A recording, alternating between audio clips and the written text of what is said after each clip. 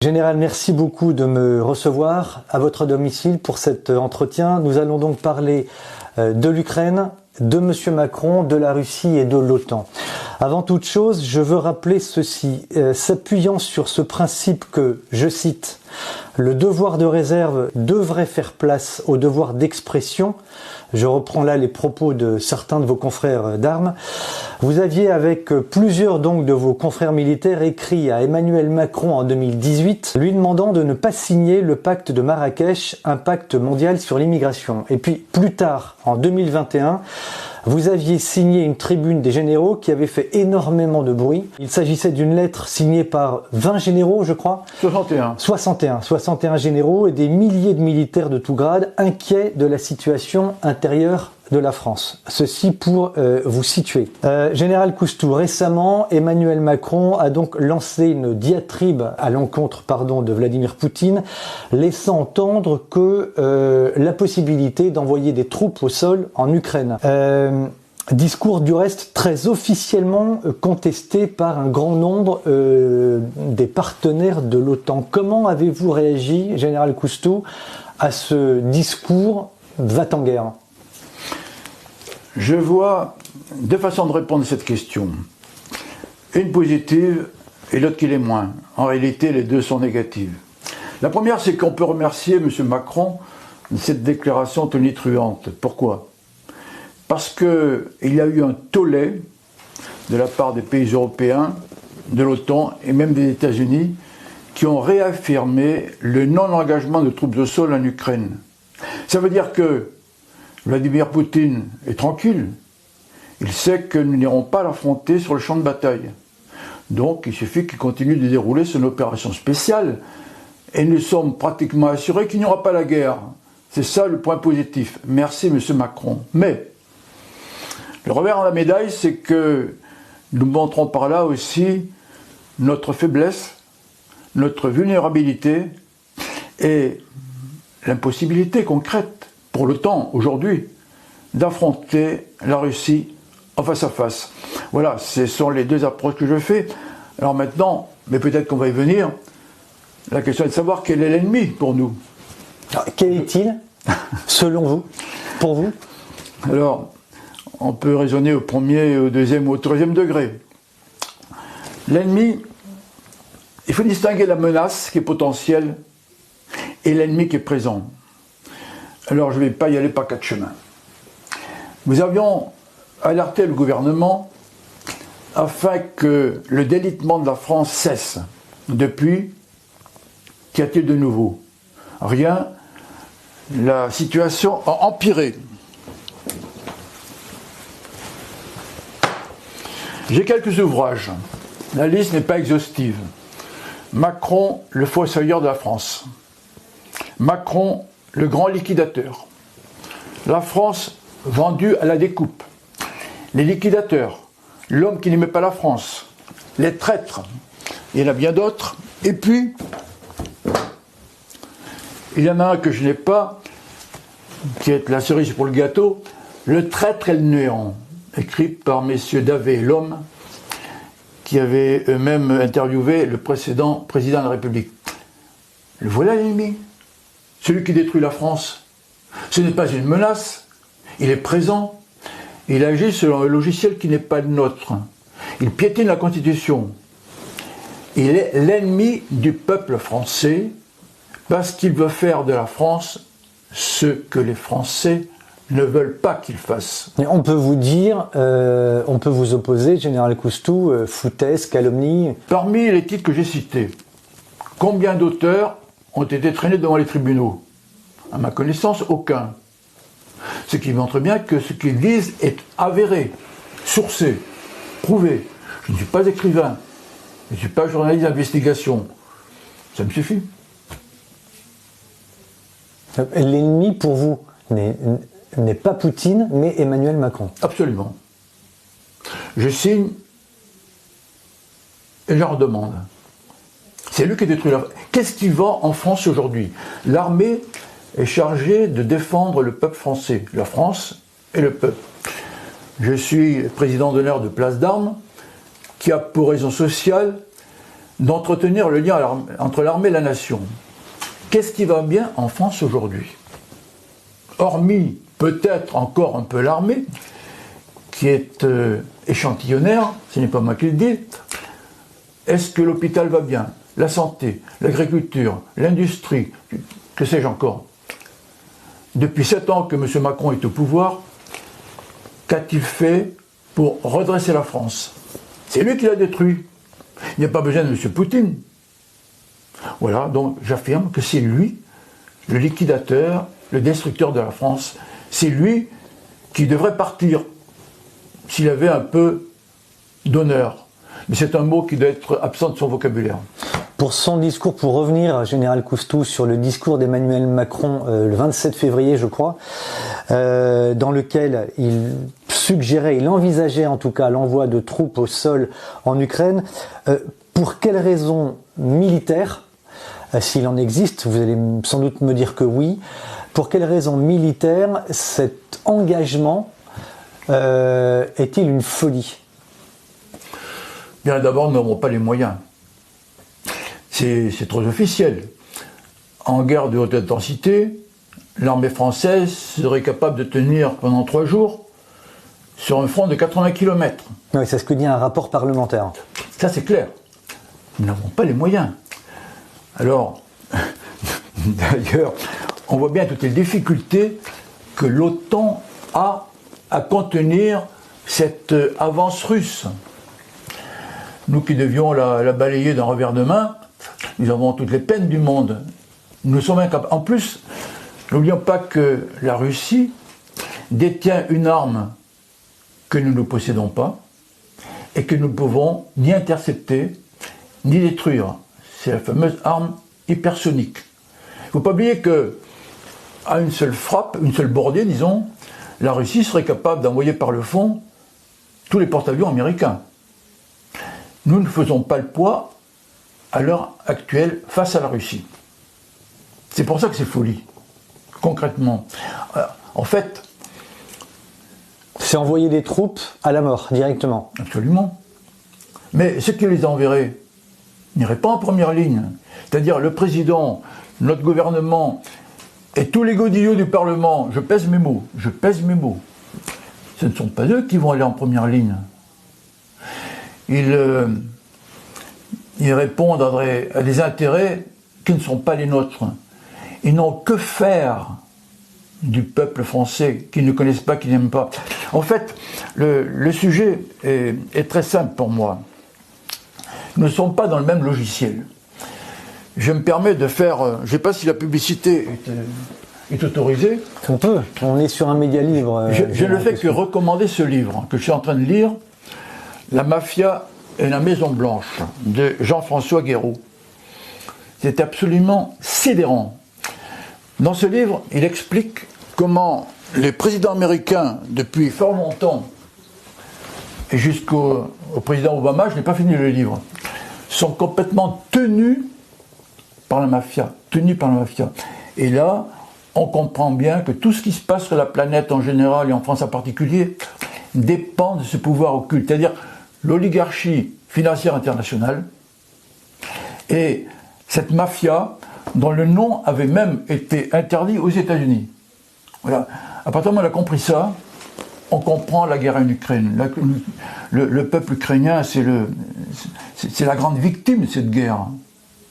Mais l'enjeu, et on le sait bien, c'est le bras de fer entre le dollar qui assied la puissance américaine et la Russie qui est la puissance montante. Et les BRICS. Exactement. C'est-à-dire qu'en gros, il y a 40 États sur la planète qui suivent les États-Unis, dont nous, qui sommes, je vais être un peu brutal, un quasi-protectorat américain. Il ne faut pas se voiler la face. Justement, on en parlera dans quelques secondes. Bon. Et puis, par ailleurs, il y a 150 États qui piétinent et qui sont face à ce monde occidental qui ne se rend même pas compte qu'il est en train de perdre la main. Avec nous, en pole position. Général Coustou, imaginons que le chef de l'État français décide, malgré tout, l'envoi de troupes au sol en Ukraine. L'armée peut-elle désobéir? Bonne question. Les chefs peuvent-ils désobéir? C'est délicat. Alors d'abord, il faut savoir que la circulaire Palagos, dans le Code de défense, prévoit le devoir de désobéir à un ordre manifestement illégal. Manifestement illégal. Et comment juger s'il l'est ou s'il ne l'est pas? Alors, je vais vous donner 2 exemples concrets. Un capitaine ou un lieutenant a un prisonnier qu'il veut absolument faire parler, et il donne l'ordre à ses subordonnés de la faire parler, y compris par leur torture. Là, c'est clair, le subordonné a le devoir de ne pas obéir parce que la torture est interdite en France, est interdite par les traités que nous avons signés dans le cadre des conventions de Genève, etc. Ça, c'est clair. Dans l'action, ce n'est pas toujours aussi facile. En plus, quand l'ordre vient du président de la République, c'est beaucoup plus délicat. Il n'empêche, je vous donne un exemple concret. En 2018, au moment de la crise des Gilets jaunes, le chef des armées, qui est le président, avait donné l'ordre ou les directives pour que l'armée soit interposée entre d'une part les manifestants et d'autre part le Palais de Bourbon et l'Élysée, avec l'autorisation, si nécessaire, de tirer sur les manifestants. Gravissime. Alors, ce que je sais de source sûre, c'est que le commandement ne l'a peut-être pas fait de façon brutale. Avec un peu de diplomatie, il a fait comprendre au président qu'il ne tirerait pas sur la foule. Ce que je veux dire, c'est que la légalité, elle est celle des textes, elle est celle aussi de la situation du moment. L'armée française n'est pas là pour tirer sur le peuple, elle est là pour le défendre. Elle n'est pas là pour tirer sur le peuple, pour défendre le président, elle est là pour défendre le peuple. Voilà. Alors, la légalité, donc, c'est quelque chose qui se discute, il y a des cas de jurisprudence, mais le soldat a le pouvoir de désobéir. Je citerai quelqu'un qui est indiscuté, le maréchal Lyautey. Le maréchal Lyautey avait dit que l'indiscipline est la marque des grands chefs. Ce qui veut dire que dans certaines circonstances, le chef est en mesure d'apprécier en conscience s'il doit ou pas obéir. Question délicate, qui n'est pas régie par les textes d'une manière rigoureuse. Mais nous ne sommes pas des machines, nous ne sommes pas des robots, nous sommes des êtres humains. Et nous avons, nous chefs, que je ne suis plus aujourd'hui, l'immense responsabilité de la vie de notre subordonné. Donc tout cela nous amène à nous sacrifier s'il le faut pour remplir la mission, mais pas au prix de n'importe quoi. Donc la légalité, elle rejoint la notion de légitimité. Existe-t-il d'autres exemples, Général Coustou, des exemples publics, officiels, démontrant que l'armée française s'est déjà opposée à un ordre du chef de l'État? Celui-là est déjà pas mal. Je sais qu'il y a des unités, par exemple de gendarmerie, qui ont baissé le bouclier, à Nice en particulier, car ils avaient reçu l'ordre d'intervenir face à une foule qui était pacifique.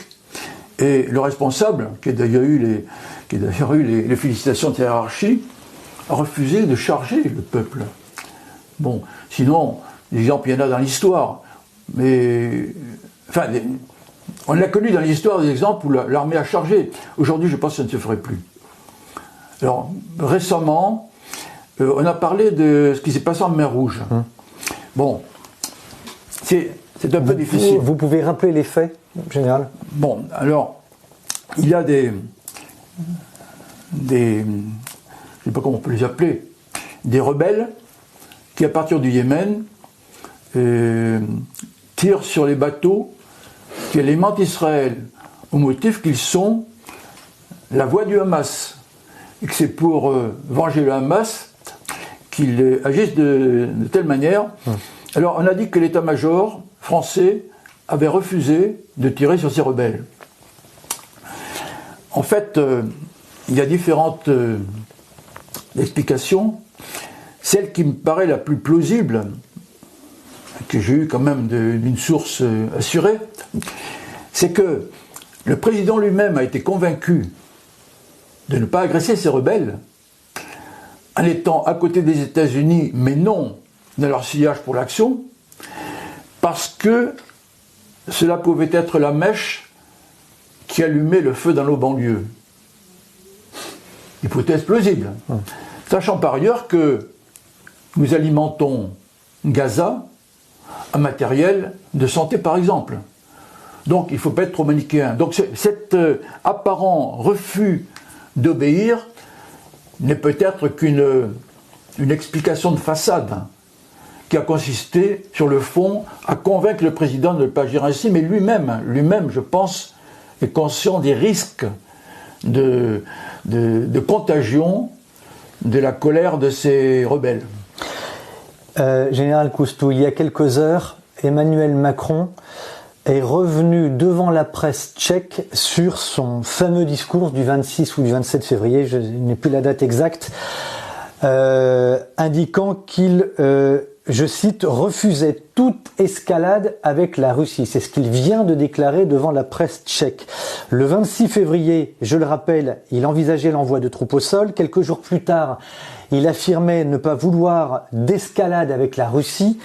Alors ma question est la suivante. Un jour noir, l'autre jour blanc. Pensez-vous que cette posture ou la confusion permanente entretenue participe à aggraver le discrédit de la France à l'étranger ? Est-ce qu'on peut encore aggraver le discrédit de la France à l'étranger ? On pourrait aussi évoquer sa déclaration en Suède au sujet de l'européanisation de la dissuasion nucléaire française. Là encore, alors, je crois qu'aujourd'hui, la France est complètement discréditée.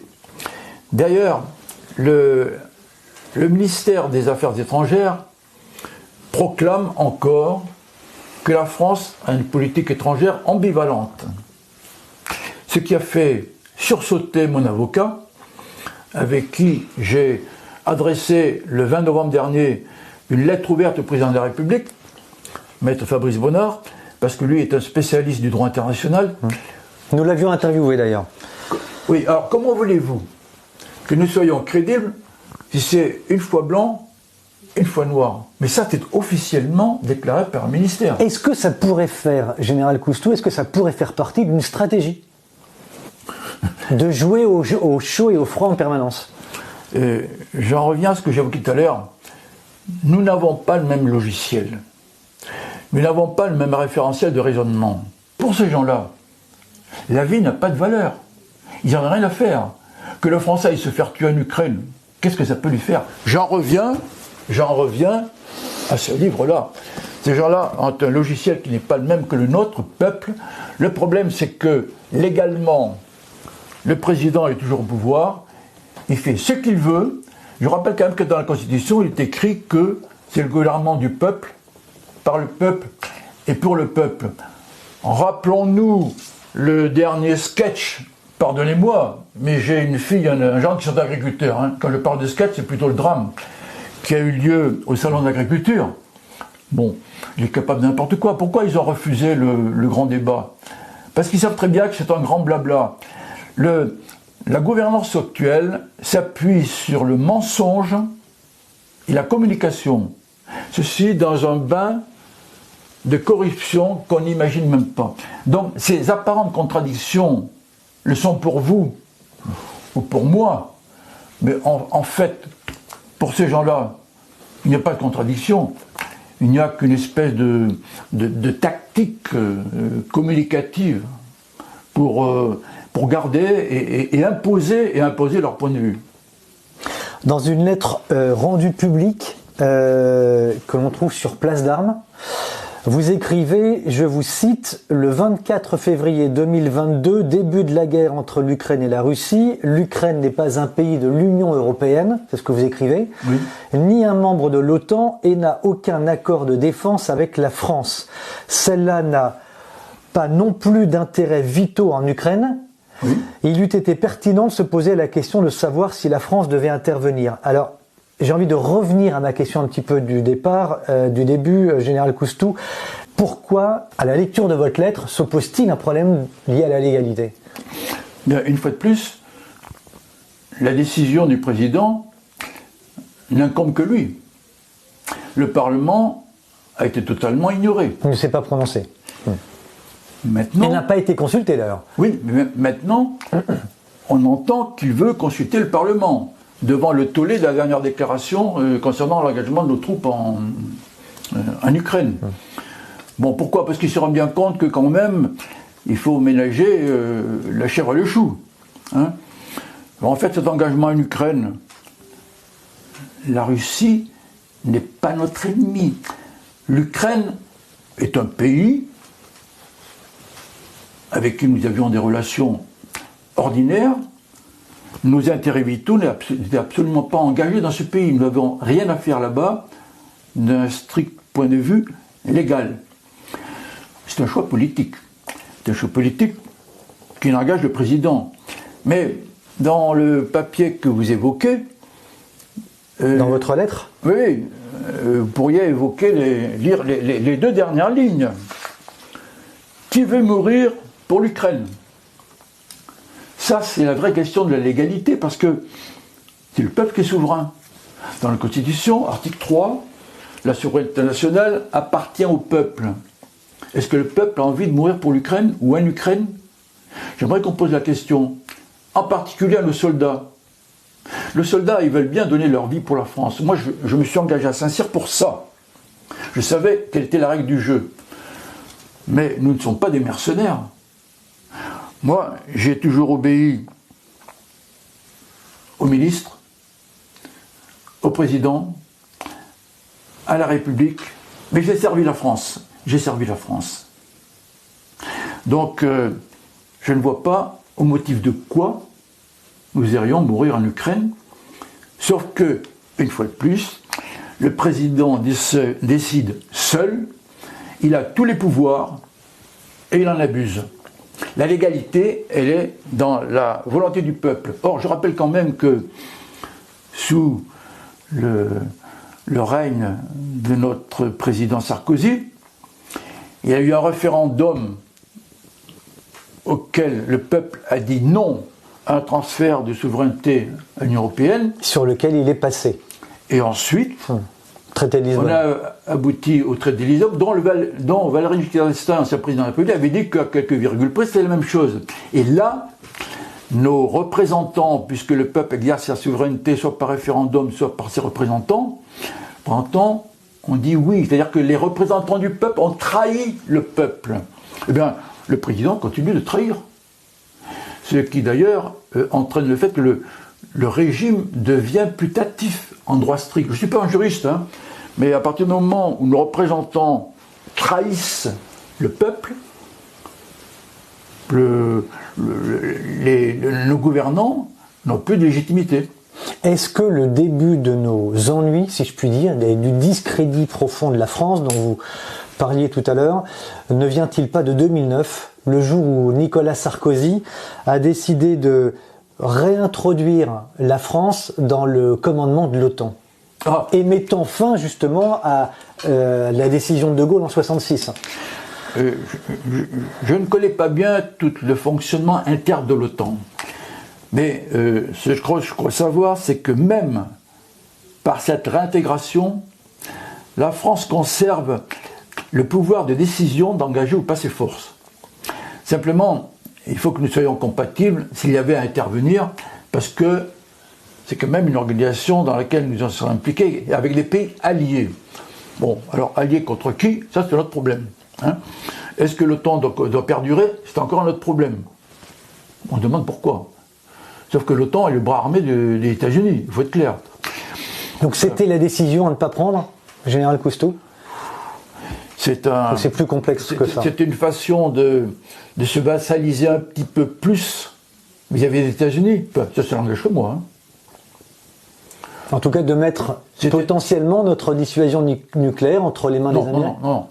Alors là, il faut être clair, parmi les 5 pays qui ont un siège de membre permanent au Conseil de sécurité de l'ONU, États-Unis, Russie, Chine, Royaume-Uni et nous avons encore la clé de notre dissuasion. Le Royaume-Uni n'a pas la clé. C'est-à-dire que le Royaume-Uni ne peut utiliser la dissuasion nucléaire qu'avec le feu vert des États-Unis. Donc ça ça reste national. Ça reste, nous sommes encore souverains. C'est un danger, compte tenu du danger que représente et que vous dénoncez Emmanuel Macron au pouvoir aujourd'hui? Alors, il faut faire attention à ce qu'on dit, parce que mettre en cause la dissuasion, c'est déjà la moindre. Bon, il y a quand même tout un protocole. Il a avec lui un officier qui le suit avec les codes. C'est-à-dire que s'il a le pouvoir de décision en dernier ressort, avant d'appuyer sur le bouton, il y a quand même plutôt un processus. Il y a des gens qui vont peut-être pas se barrer, se mettre en travers de sa route, mais qui vont le conseiller, appeler son attention sur les avantages et les inconvénients de telle décision. Il pourrait désobéir. Il pourrait. La dissuasion veut qu'on reste flou sur le sujet. Encore qu'il a un président, que j'ai cité tout à l'heure, qui avait dit que s'il avait eu le faire, il ne l'aurait pas fait. C'est que c'est une faute grave. Même a posteriori.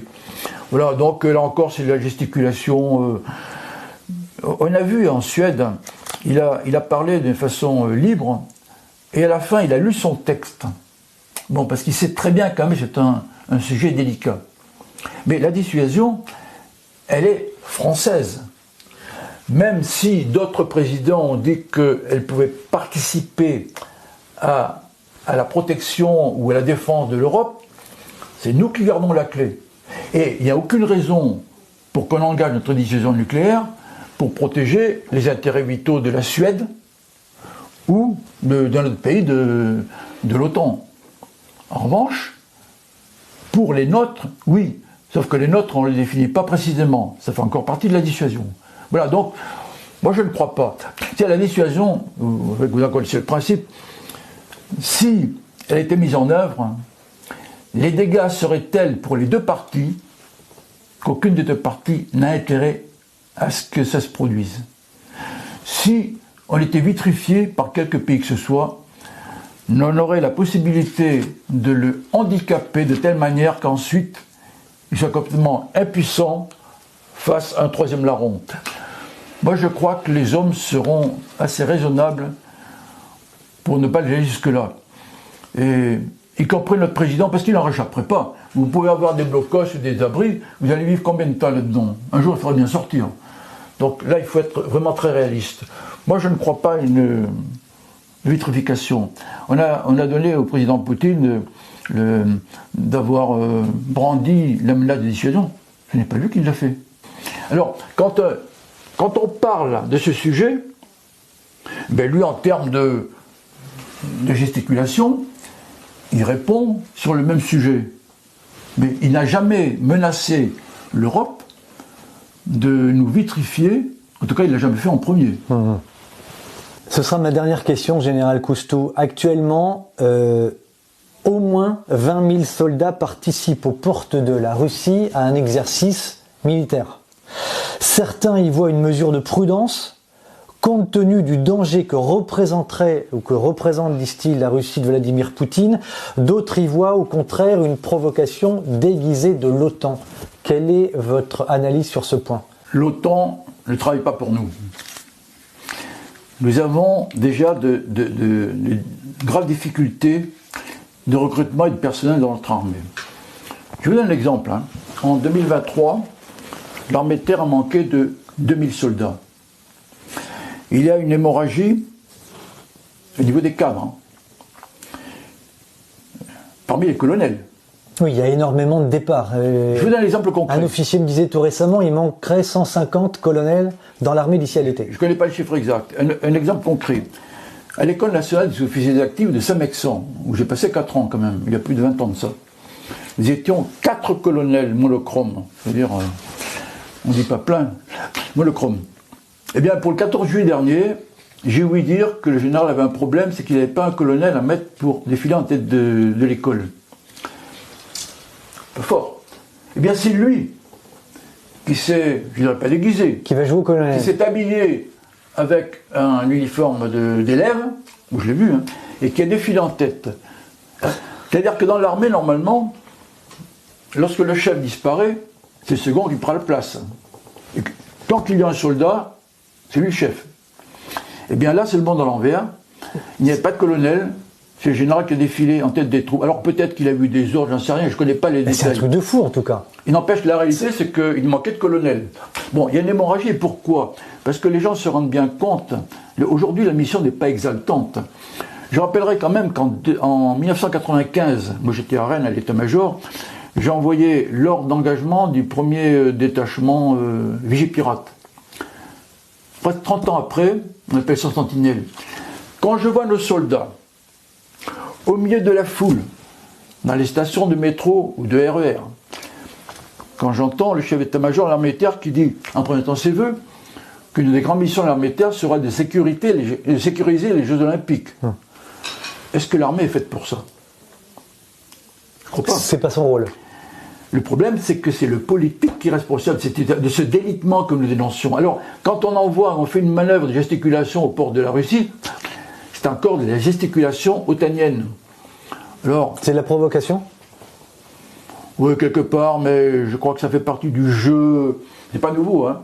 On parle de manipulation, c'est pas nouveau, ça fait partie de la guerre. On brandit la menace, mais je ne crois pas qu'on ira aussi loin qu'on pourrait le craindre. Est-ce que, franchement, vous pensez que M. Poutine a envie de venir se baigner les pieds dans l'Atlantique ou dans la Manche, en envahissant le Liechtenstein et la France? Il n'a pas besoin de ça. Il suffit de regarder une carte géographie. Bon, donc tout ça, pour moi, ça fait partie de la gesticulation. Et puis... Vous n'y croyez pas, donc vous n'y croyez pas du tout. Non, il faut bien voir aussi que, vis-à-vis de ceux qui financent, l'OTAN et nos gouvernants ont besoin de montrer quand même qu'il se passe des choses. Mais aujourd'hui, qui peut raisonnablement penser que l'Ukraine va gagner face à la Russie? Irréaliste. Non, mais il y en a encore qui le clament, qui le proclament. Réaliste. Donc ces manœuvres, comme bien d'autres, pour moi, ne sont que de la gesticulation que je qualifierais de normale. Voilà. Mais il y a quand même un mot que je voudrais, enfin, je ne sais pas si c'est le mot pour la fin, mais moi je vais vous le dire. J'ai avalé un certain nombre de couleuvres moi-même. Lorsque vous étiez en activité. À une époque, comme disait, la menace est à l'Est. C'est l'Union soviétique, le pacte de Varsovie, le bloc communiste. Et on nous serinait les oreilles tous les jours. Moi, j'étais capitaine. J'avais le nez dans le guidon. J'ai utilisé cette expression qu'on m'a reproché en me disant que j'étais méprisant. Pas du tout. J'ai tout donné à mon métier. J'avais le nez dans le guidon, dans la mesure où je faisais mon métier. J'avais 6 enfants derrière. Alors, je me suis frotté les yeux quand, en mai 81, le président est arrivé avec 4 ministres communistes du gouvernement. Mais je suis resté. J'avais le nez dans le guidon. Aujourd'hui, quoi qu'il se passe, et là j'appelle vraiment mes camarades, mes jeunes camarades, même s'ils sont plus gradés que moi, il ne faut pas abandonner le poste. Parce que c'est la France que vous servez, c'est la France que je continue à servir, et cette France, je suis sûr qu'elle va renaître.